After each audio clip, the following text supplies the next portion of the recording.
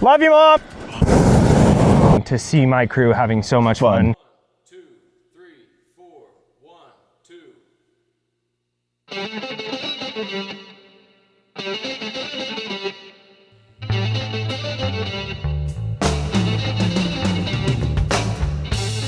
Welcome to another episode of the Born to Fly podcast.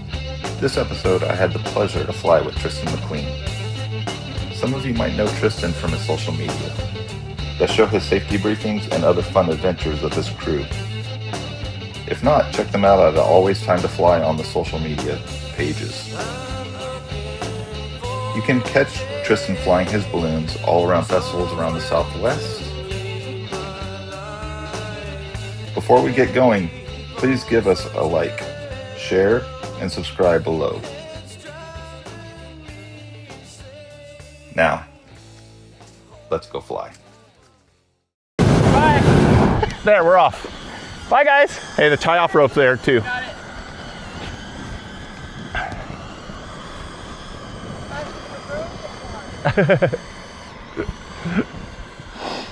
Love you, Mom! Okay, I'm in control. Yep, you're in control. All right, That's all I'm in you. Control. Cool. It looks like they went up high. Yes. But you do whatever you want.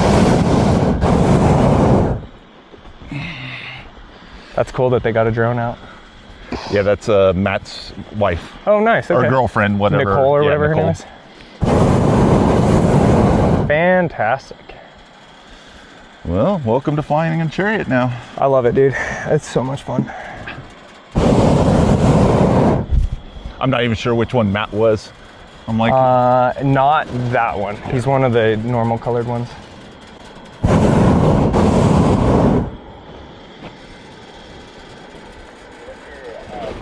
oh yeah, I put the radios in that pocket. Okay, cool. Sorry. I don't even know if I turned one on for Brenda, but I'm an anti-radio guy. I'm one of those ones that never talks on the radio. Don't blame you.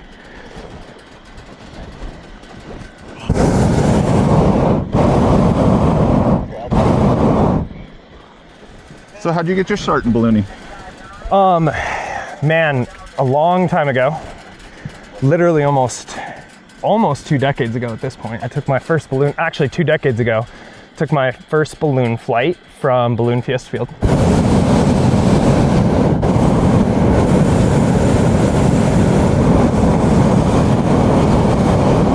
And man, I remember it like it was yesterday. We flew all the way to Bernalillo, and we just had one of the most phenomenal flights. I flew with two people that I was flying with Richard Abruzzo. Nice. And so he had truly just this spirit with him that created an environment that people just want to fly with.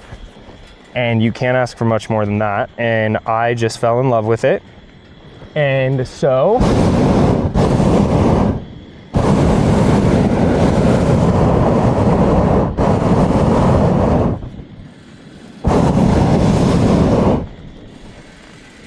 after that happened, I flew again with him when I was probably about 10 years old, and again just had a blast. Couldn't have asked for anything more. And then comes 2010, and Richard unfortunately passed away in a gas balloon accident in the Adriatic Sea. And I actually had called him a week before to go fly for him, or to go crew for him.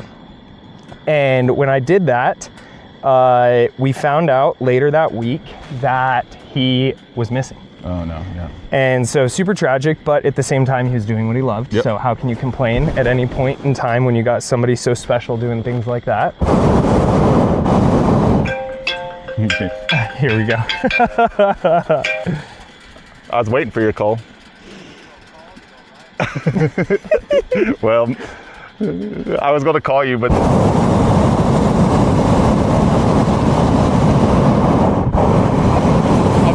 call you when I land.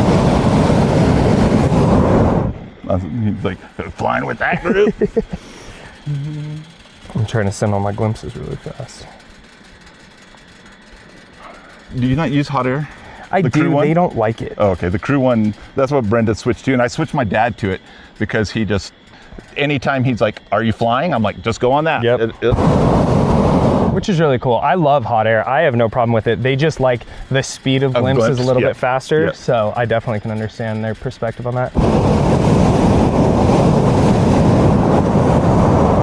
Yeah, so Richard's second pilot, Carol Davis, is that family was our family, grew up with them ballooning, basically. Okay.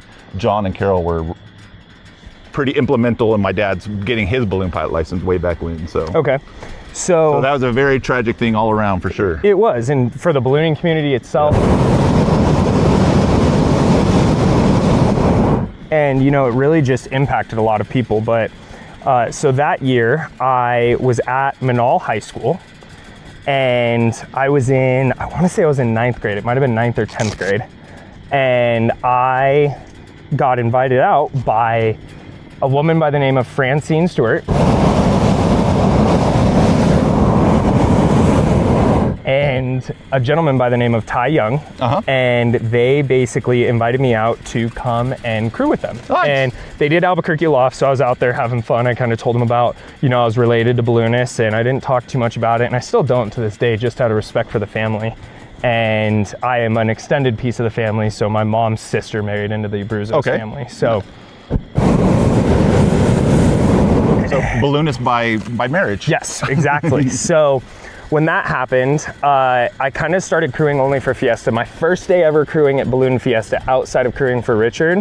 Oh, and I got to go farther back.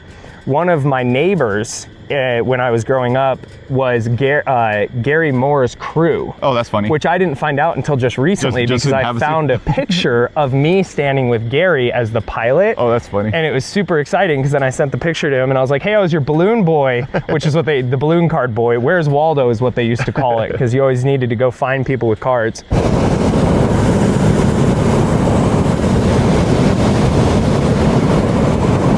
And so then I started crewing for Balloon Fiesta. The first day I ever crewed for Balloon Fiesta, I went to, it was either Tatum, I think it was Tatum. I went to a football game. I didn't get home until 2 a.m.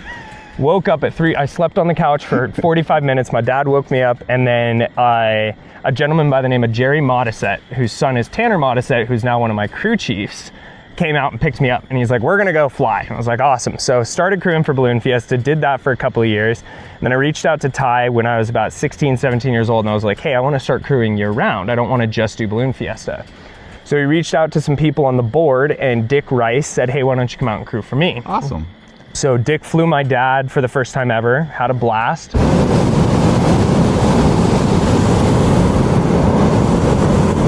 And then his son Brad was living in Ireland at the time, and he came back from Ireland and he was like, I really want to start flying again. So I was like, cool, like let me come out and help you, whatever you want to do. And so I started crewing for him pretty consistently. And then in 2000, okay, so he said Pines is what they're thinking. Okay, so then what happened is I turned about 18 years old and I was crewing at Balloon Fiesta. My parents asked me if I wanted to buy a balloon, and I was like, yeah, but I don't have that kind of money right now. I'm like 18 years old. You see that hopper? You can use the rotating. Oh, fantastic. Yeah, I can. Oh, he's down low. Oh, he's over by that resort. Oh, fantastic. Oh, okay, cool. Yeah.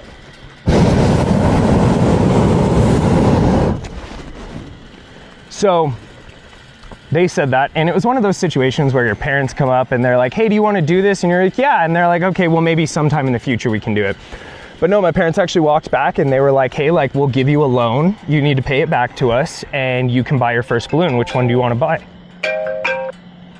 Hey, Matt. Right, so. Yeah, we're at What? 5,200. He just said ride the west out. Okay. So found the balloon. It was Cameron Wall's balloon, which also was the predecessor. Sid Cutter had owned that balloon before, which tied back into the family ties, which was kind of a cool legacy. So I bought what Sid called candy corn. I renamed it Perfect Timing. Yep. And so I bought that one, asked Brad if he would start training me, and Brad offered to train me. I was his first student ever. And so Brad and I had a blast. We were training, having a good time. And so it took about a year and a half to get my license. I was in college, living in Durango. I would drive back on the weekends to fly. I had about 35 hours before I took my test. Oh, I wow. really wanted to make sure that I was ready. And wow, we just got that. That's perfect. Yeah. That's why he's like, just get out of that area, because otherwise we'll swirl around. So I was super happy, really grateful that I ended up getting my license when I did. And then I bought Doug Lindbergh's balloon. Okay, yep. And so purchased Doug Lindbergh's balloon and had a blast with that balloon. That was Time Flies. And I was really just getting into it. And again, part of the whole reason that I wanted to get my license was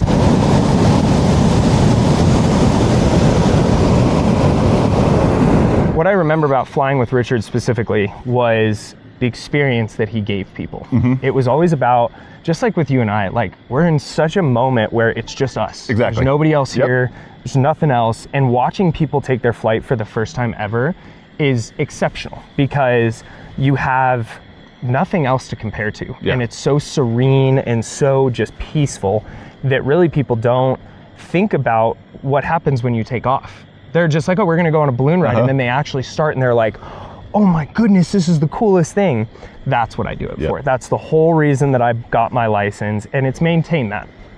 So, I say it turns everybody into a 10-year-old kid. It doesn't matter what age you are. And I always say, I mean, for my examples, I've been ballooning 50 years.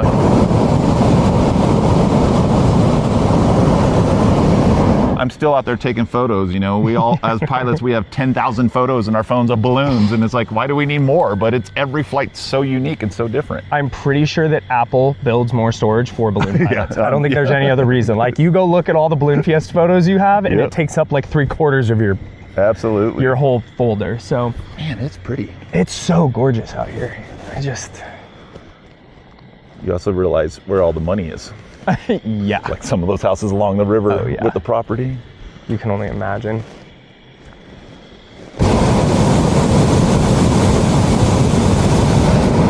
But I fought against getting my commercial license. I really was like, I don't want to do it because I don't want this to become my job. And, you know, I loved crew chiefing. I didn't even ever think of getting my pilot's license until my parents approached me with that question. And when I realized it could be a reality, I just fell into it and I was like, yeah, let's do this. And so once I finally got my license and I had an opportunity to go commercial, and I was like, you know what, I'm just gonna do it even if I don't use it. And now it's giving me the opportunity to help people, because I can help people if they're scared. I can help people if they want a pilot that they can trust. Like, you know, there's different things that I can do with the commercial license, but ultimately I still don't use it as a full job because I don't want it to become what I rely on.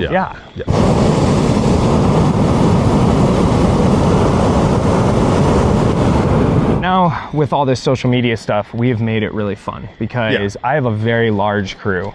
And do I need all of them? Absolutely not. No, I could do it with 3 people, 2 people even.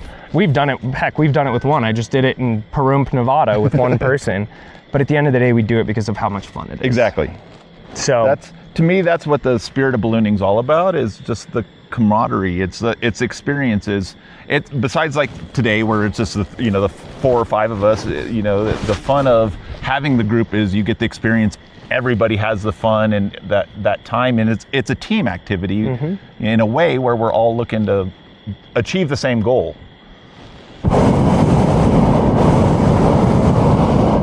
I truthfully think we need to start a team building like event that people can buy, because ballooning is a team building event.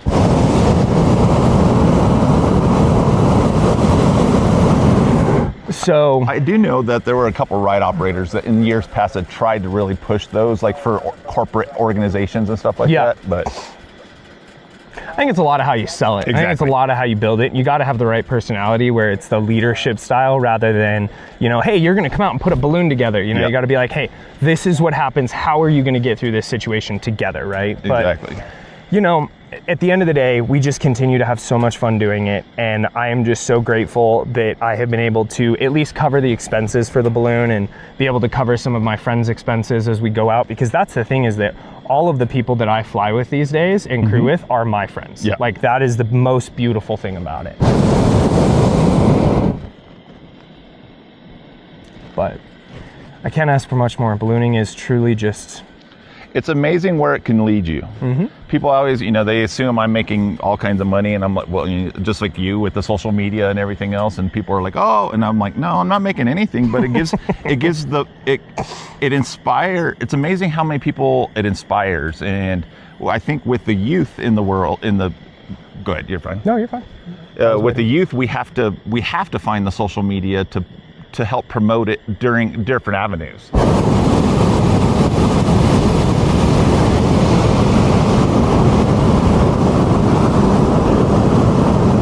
One thing that I think a lot of people don't understand in this day and age is that social media is the key to communication. Absolutely, these days. 100%. It is how we're going to encourage people to come out. It's how we're going to encourage people to explore this. And truthfully, it's how we can, look at this. Yeah. Like what we're flying in right now, you got to have social media to be able to see this, because some people will never be able to experience this. And that's heart-wrenching.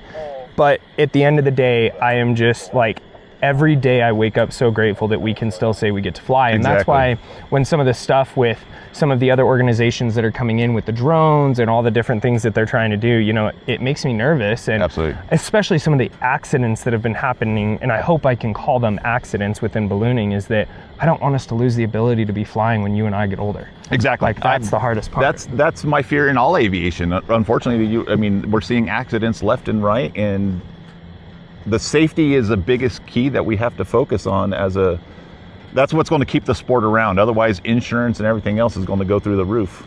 Yep. Okay, ready? Oh,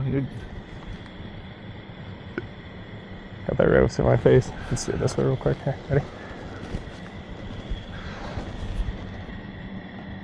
There we go. But that's what really scares me.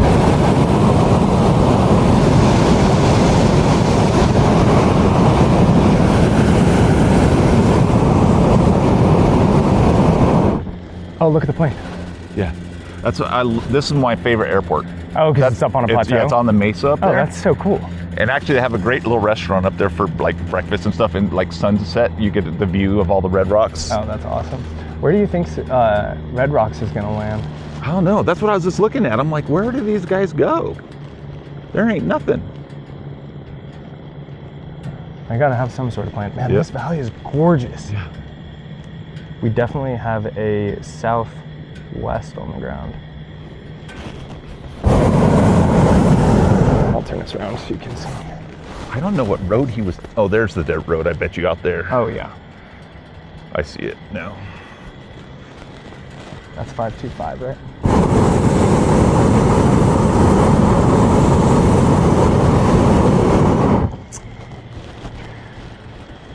But that's what just concerns me. I want people to be safe. I want people to be smart. I want people to be thoughtful. Because at the end of the day, if we can't continue doing this, it's going to break. Yeah. It's first of all going to break a lot of banks, because balloons are going to become valueless.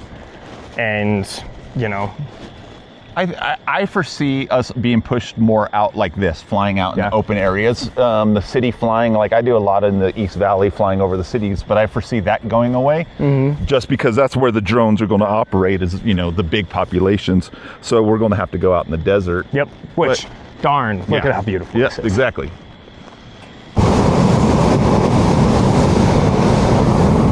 But I also get and respect why a lot of these ride balloon companies are getting so sensitive about people coming and flying with them, because that's their livelihood. Exactly. And I got to respect it. Like, I hope that they continue to be respectful of the other pilots that are trying to learn and coach them through it, rather than just rejecting them. But at the same time saying, hey, we'll help you through this, but if you have landowner relations, reach out to us, because they'll help you with it.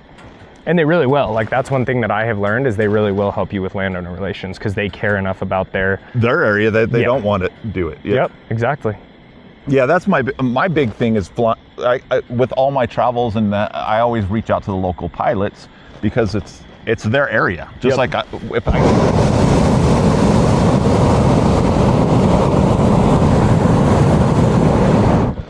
Here, let me watch what he does. I was like, he's coming back. All I know is he said, not that neighborhood. Not that neighborhood? Okay. He said, good luck getting out of there. And that balloon is headed right towards that neighborhood. Except that's a little cloud hopper, so they could. And also, the difference for us is if we land in that neighborhood, we're not the ride guide. So yes.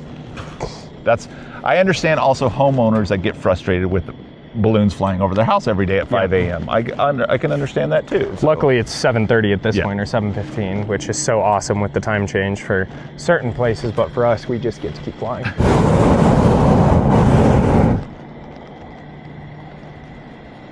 Yeah, he definitely is coming back. It's like Thank you for letting me fly with you today. Absolutely. I'm super stoked. I'm excited to do it. This has been a bucket list flight in Arizona for me since I've been here, just because it's Sedona and it's absolutely beautiful. So. We have power lines underneath us.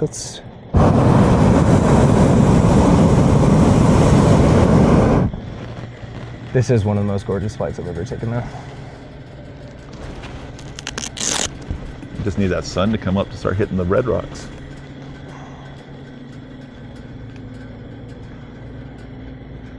So how'd you get started? What pushed you on the TikTok stuff? It was a total gamble. So I personally have never really gotten into TikTok.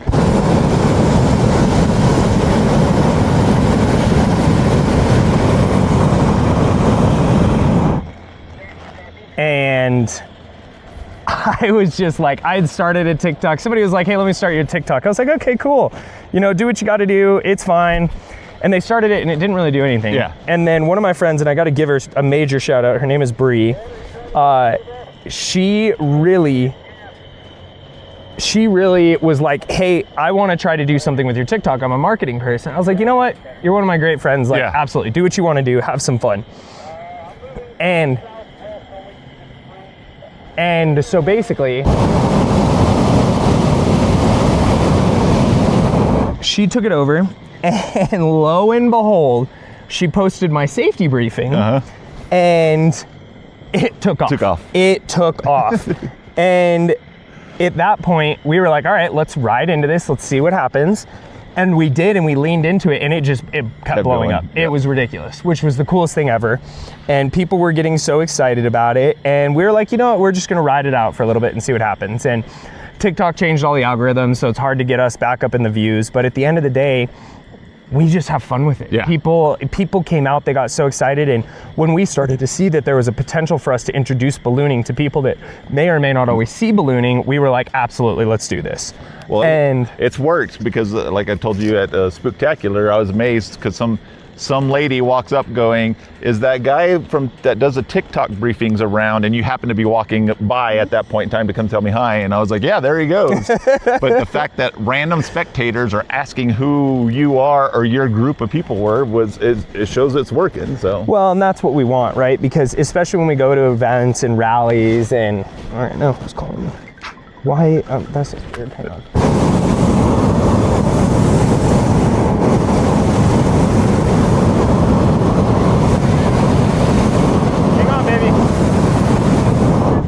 Hi, beautiful. What are you doing? You're hanging out? I'm flying a balloon in Sedona, Arizona. Check this out.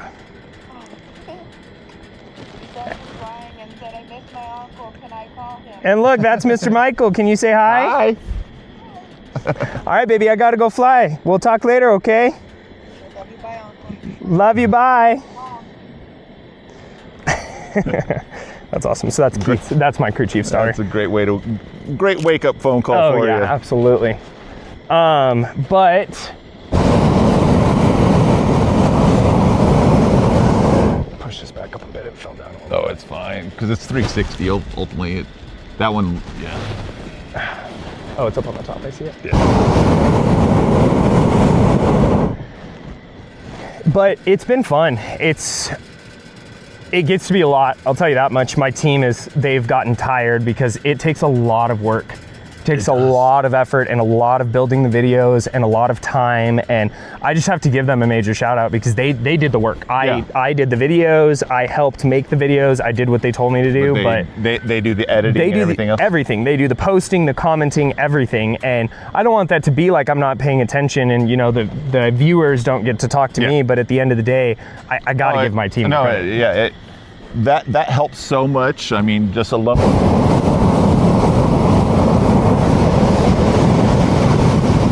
The stuff I just did this summer alone, I was It's so much work to do, and people don't realize how much work that goes into even just making a 30-second video. You're like, oh yeah.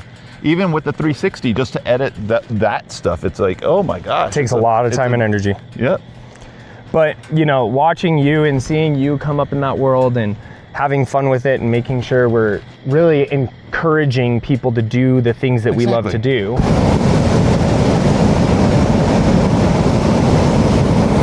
It doesn't get much better than that.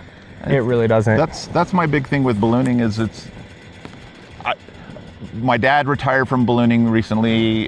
He'd been flying over 50 years and all that. And the older generation's starting to step away, but I'm trying to show them you could still go do things. It might not be as much as you wanted to before or all the stuff you used to do before, but you could still come out and enjoy it and be impactful. Exactly.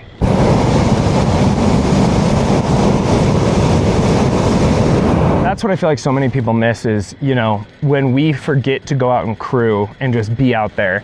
You know, we went to Havasu, and Havasu does that really cool thing where they give pilots a morning off, and everyone chooses to fly, but I looked at the crew and I said, what do you guys want to do? I go, well, what do you mean? I said, what do you guys want to do today? We have the option to be off, and they go, we've never experienced a rally from just a spectator point of view, and I said, you know what? Let's go have some fun. Obviously, I found a way to get thrown into a balloon somehow. Thank you, Matthew Grote. But, you know, it truly was amazing to see my crew having so much fun and enjoying themselves. And my crew has coined a term, and I'm assuming it's already been out there for a long time, but they coined the term, I get the mingles. And so I go out and I start talking, and lo and behold, if I'm not flying, I end up in a balloon. Yeah. And pilots do that with each other, but that alone shows you how tight-knit the community is.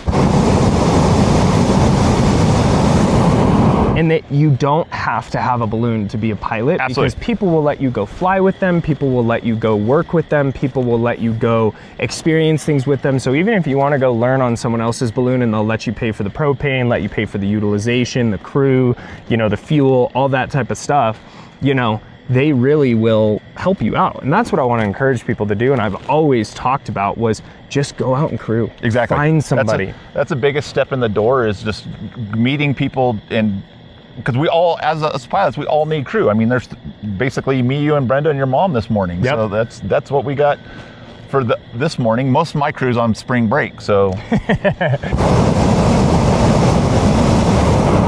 If I come and work for you, do I get spring break? Yeah. No, they're all teachers. But, you know, it's really been an experience to see my crew grow and blossom. And, you know, everyone asks me, they go, why do you have 4 crew chiefs? Yeah. And I go, what do you mean? They go, why do you have 4 crew chiefs? And I said, because each of them serve a different purpose, but at the end of the day, they all have earned the title. When we go fly, they know one person. I'll just turn it and face that way. One person is going to be in charge.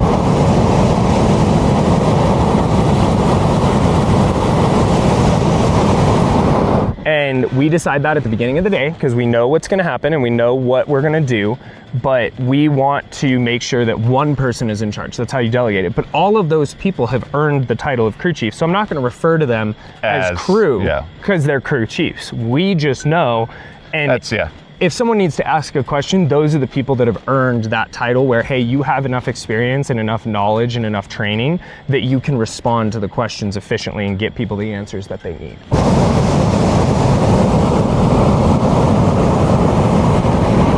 Yeah, the name crew chief for me has always been a weird thing. I mean, I always say Brenda's my crew chief, but to me, the same thing. All my crew's my crew chief because all of them have the same authority.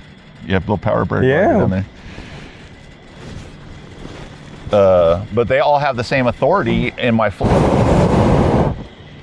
now, if it's volunteer, it's a whole different level. But my trusted crew, I trust them. They could cancel my flight if they look at it. And that's the thing that I really think people don't necessarily understand is that we listen to our crew explicitly. And you know, there was a training flight that I did the other day, and I am having the honor and pleasure to retrain someone that hasn't flown in 20 years.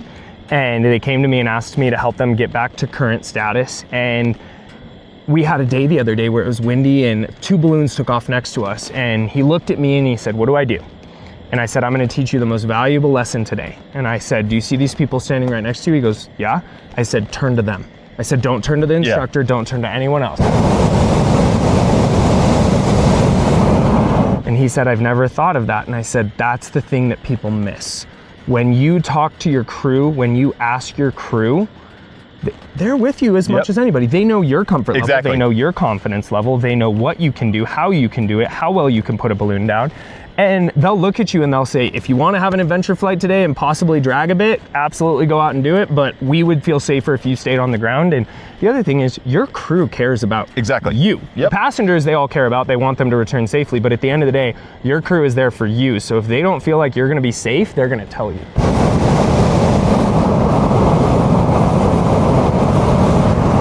That weather change was just wild. I can feel the cold. That was awesome. But I think that a lot of pilots forget to talk to their crew, and they go talk to other pilots, and it makes their crew feel a little less. Yes, 100%. I agree with that. And completely. I really feel like a lot of pilots can turn to their crew a lot more than they do. And that was something that a lot of the younger pilots were doing a lot more. Is we went to our crew and we said, hey, talk to us. What do you think? You see it. And you know, one of my crew members actually flies in he flew in a rotor and in a fixed wing because he was a med flight paramedic. Okay. And I would turn to him all the time because he flies in crappy stuff.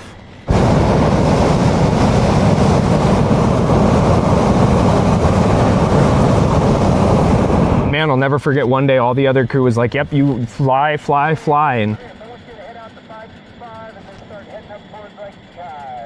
And he looked at me, all the other crew was like, yep, it's a good day. And he looked at me and he said, there's this. And I went, tell me what you're feeling. And he goes, I would not fly today. And I didn't fly, and lo and behold, it turned into a rough landing day. Wow. And it was so cool because he brought so much value. Yeah, and he did.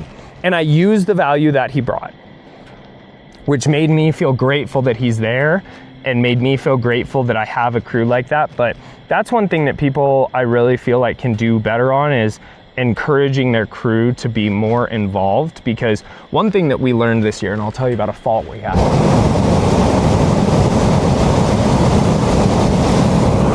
So a fault that we had is, where are we at? We're 50%. Okay, cool. So a fault that we had was we really got locked in putting people in their same positions. They were doing the same thing, and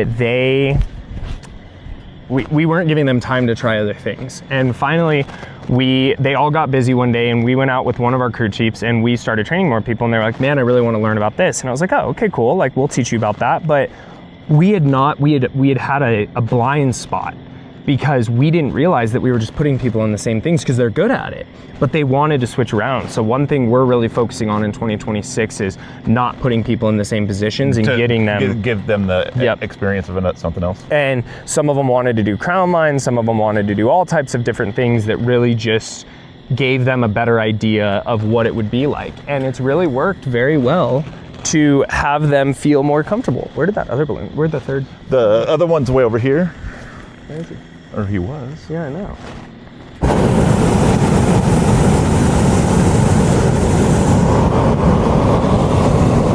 I was just thinking, what we could do is we could drop down and start going that That's direction. my thought. I don't know. Did he land already? I guess. That's crazy. Yeah, I don't see him. Unless he's on the other. He's right behind us. Oh, yep. There Literally it is. directly behind us. All right, so we're gonna pop down. But that's really what we're focusing on It this looks year. like that dirt road's just right over here on out there, so. Cool. But it's been good. The crew really talks to us. They love to listen and they love to learn, and we love to listen to them. And well, you're doing a great job. I mean, the videos and the educational purpose. So there's it's been interesting to get involved in the social media, and there's a group of us that are all doing it.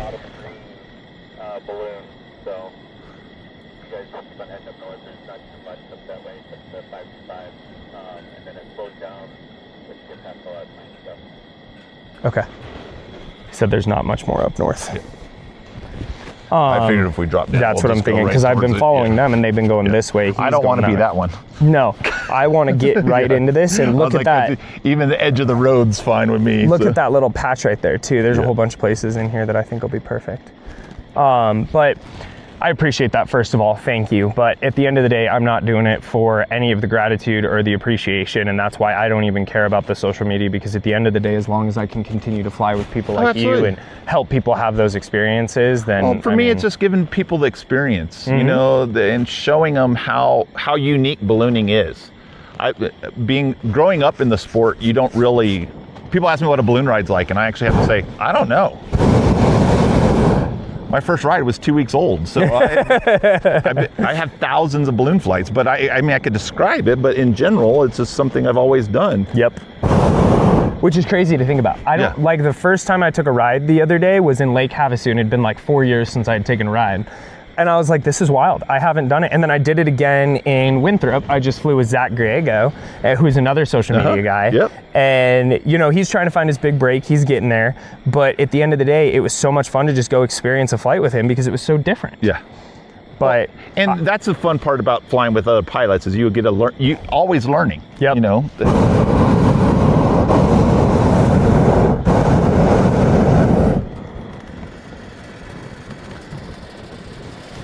There's dirt roads everywhere. Mm-hmm. It's just how do you get to them? Yeah. Well, and just because they look dirt road doesn't mean they're not four-wheel drive. Well, and I see a fence right here too. Yeah. Really wanting to catch that direction. It looks like it once we get down low, it's going to. Just trying to fly through all those layers that are going that way. The fun of this one is it's a sports car. Yes. You can drop fast and recover quickly. Yep.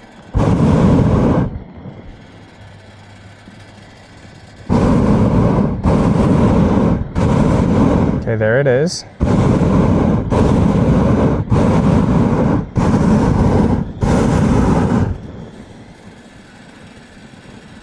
I like that.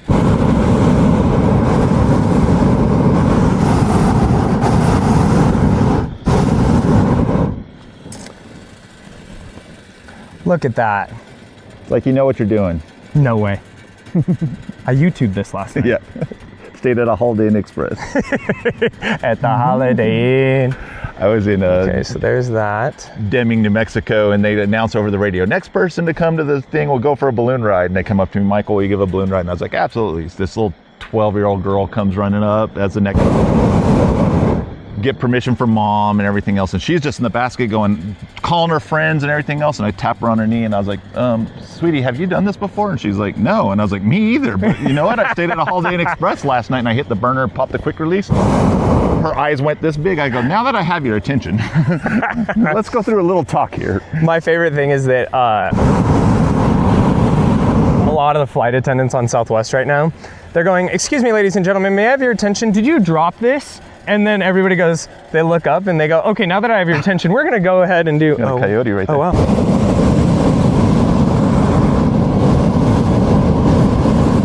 He's like, oh my God, what do I do?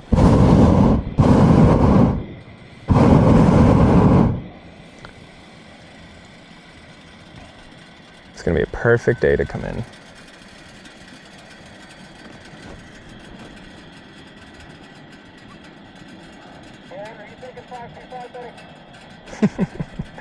They just talk and talk and talk. Oh, now it's really quiet. There it is. Just a little bit.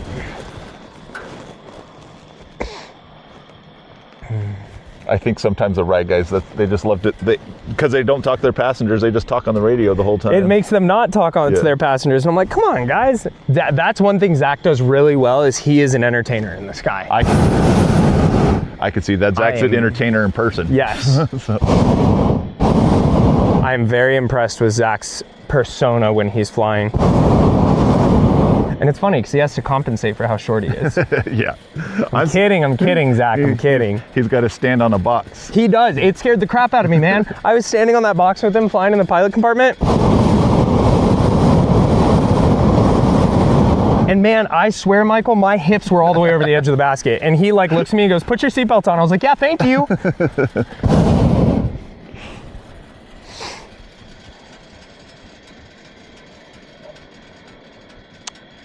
But I really think that that's one thing that I love, especially about the smaller baskets. It's just getting to communicate with people. Yeah. Well, I could tell you I'm jealous of the flight you do every year at Fiesta, the national anthem, whenever we all light up our burners and you're the only balloon taking off. Man, I got to tell you what, I love that flight, but holy crap, is it stressful. Oh, I could imagine. It is so stressful. I could imagine the stress level.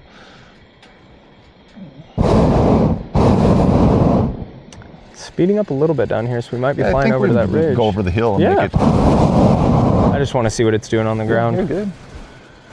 I know I'm over these people's houses, but we have hit 1,000 feet.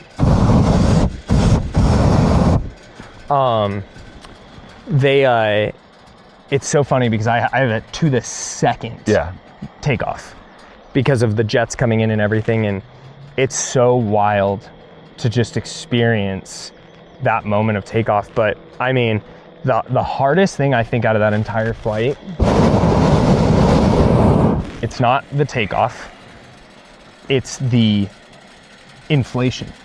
Because if you mess up that inflation, holy everything, crap. all the timing's off. Oh yeah, everything. And I did it one year. My red line was tight and I looked up and I had a big old knot in the top and I was like, all right, put it down, let's fix it. And sure enough, we did. I was really grateful we did too, because that would have sucked. Well, this year. Good morning. How are you? We couldn't be any better.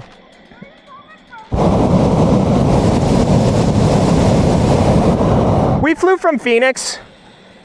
No, I'm we took kidding. off right over there, right by the high school. Have a great day. I'm like right over there by the high school. I know the high school was over there. Somewhere. A dirt field out in the middle. Somewhere. Dirt field out in the middle of the desert. Somewhere over that mountain, there's balloons.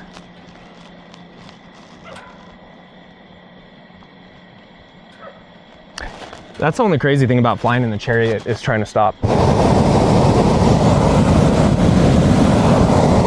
Because you're on metal. Yep. So I've done 2 landings at 30 miles per hour. I gotta ask, why? Well, so the day the balloon hit the tent. Yep. And I was flying that day.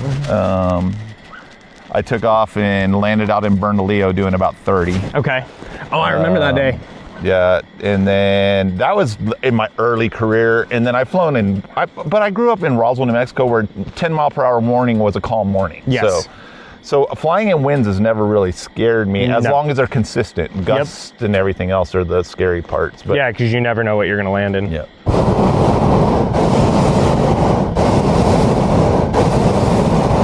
But with this basket on, especially if I hit grass, it speeds up. Yeah, I believe it. So it becomes a jet. Yeah.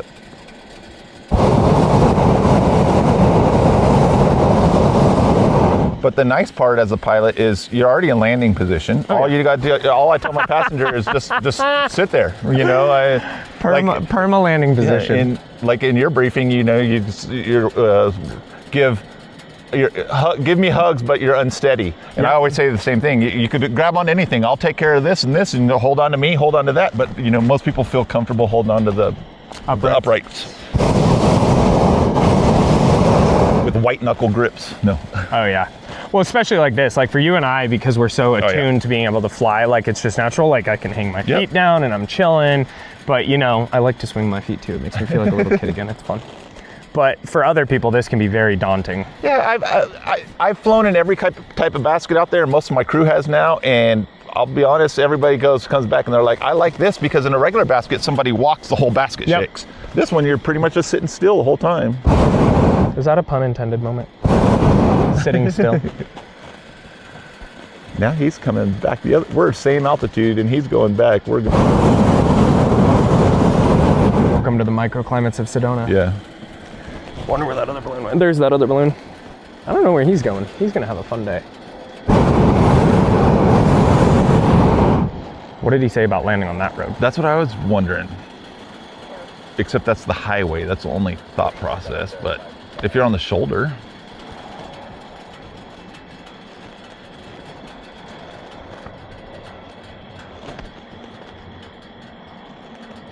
and actually, like, if we go down this way, if we take this little, right there on the edge of the bridge, there Yep. looks like a little area. Works for me.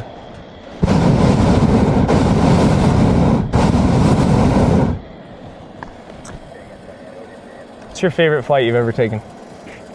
My favorite place to fly, hands down, is Antelope Canyon up in Page. Yep, that was a recent flight for you, wasn't it? I do it every first weekend in November. Every weekend that you go to Artesia, Okay. The Page balloon event is that weekend, and it's the one event I don't miss. I've told my crew I don't do any of my media. I don't do anything. It's just a fun weekend. We're just go and have a good time and enjoy the weekend and flying there. It's like flying in these valleys, except it's all red rock. It's like flying in Gallup, I guess, Yeah. is like more of the comparison. But more, Canyon-wise. yes, Yeah. which is crazy to me, and I love that. Man, there's all these microclimates from all these valleys. But overall, like flying up in Canada, I've been fortunate, and I think I'm now 30 states across the U.S., and then a couple different countries. And every place is just so unique, but home is home. You know, flying in New Mexico is amazing. Flying in Albuquerque is always like Christmas for me. But Arizona, we just have such a different diversity of climates. And Oh yeah.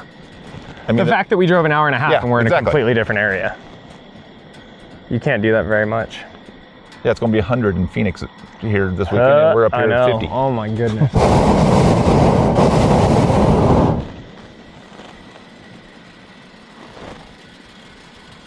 So I think we're going to the road. Happy to be here, regardless Oh, yeah? of where we land. Man, he is really cooking over there. I don't know where he's going. Have fun. Yeah. I don't want to all day pack out. No.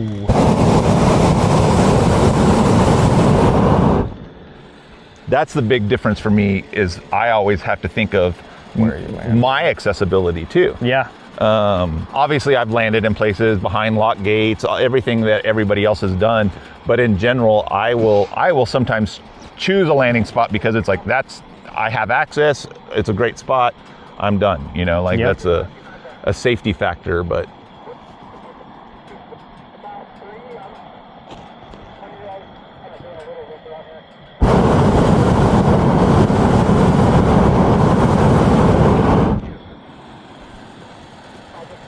I keep waiting to see more wildlife.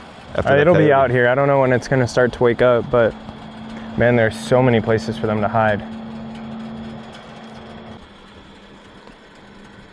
I do like the seatbelts.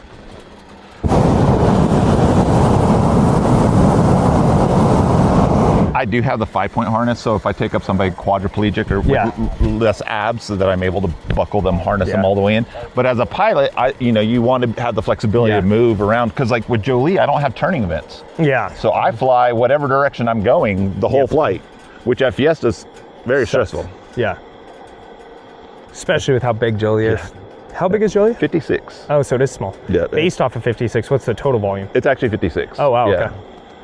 The big ones are 105, 104 officially, but we say 105s. And Bob built those, all of them, right? Just Jolie. Oh, okay. The two big ones were built in by Victoria Balloons in Brazil. Oh, okay. Man,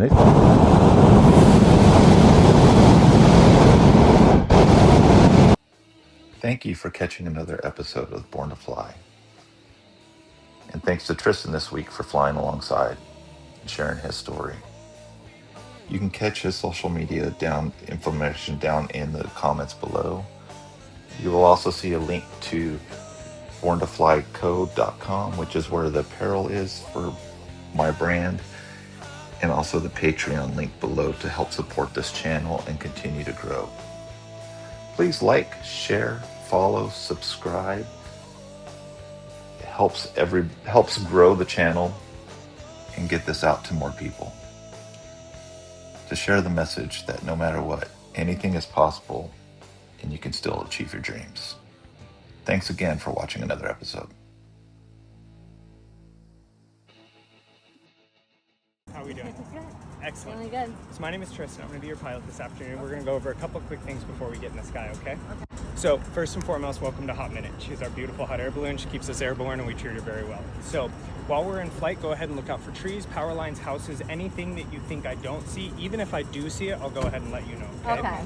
While we're in flight, you can hang on to here, you can hang on to the propane tanks, you can hang on to these uprights, you can hold on to me. I like warm hugs, but I'm not very stable, so be careful with that, okay? Okay. So as we're in flight, watch out for any of these lines that are colored, as well as these black propane lines, and then these burners up here. In some way, shape, or form, they do control the balloon. If you touch it, we'll do something that was unintentional. It's not a very fun ride at that point, cool?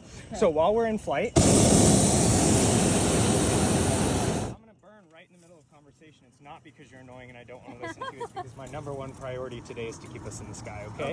When we come down for landing, you're going to want to remain in the basket until I tell you it's safe to go out. You are used as ballast, so I want to make sure that you all remain safe, okay? When we come in for landing, I'll do another briefing, but you're going to go ahead and bend your knees, hang on in two places, and keep your hips below the basket. Your back is going to be facing the direction of travel, okay? You're not going to watch it. I'm going to take care of it from there, okay? Do you have any questions? No. Fantastic. While we're up in the sky, I want you guys to watch out for trees, power lines, houses, anything that you think that I don't see. Even if you think that I do see it, go ahead and let me know, okay? I'll acknowledge it and let you know that we're safe and everything is okay, cool? So while we are in flight, guys, you're welcome to hang on to here. You're welcome to hang on to here. You're welcome to hang on to me. I like warm hugs, but I'm not very stable, okay? But while we're in flight, I really want you to watch out for these lines over here, as well as these lines up here, and then also the burners, okay? While we're in flight,